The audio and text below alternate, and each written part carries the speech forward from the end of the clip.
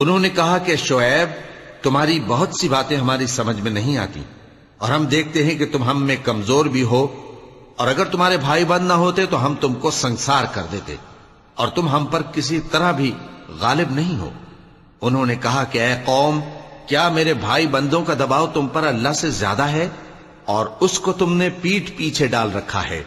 میرا پروردگار تو تمہارے سب اعمال کا احاطہ کیے ہوئے ہے، اور اے قوم، تم اپنی جگہ کام کیے جاؤ، میں اپنی جگہ کام کیے جاتا ہوں۔ تم کو ان قریب معلوم ہو جائے گا کہ رسوا کرنے والا عذاب کس پر آتا ہے اور جھوٹا کون ہے، اور تم بھی انتظار کرو،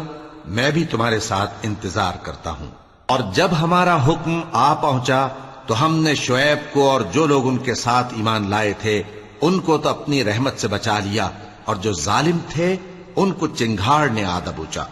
تو وہ اپنے گھروں میں اوندھے پڑے رہ گئے، گویا ان میں کبھی بسے ہی نہ تھے۔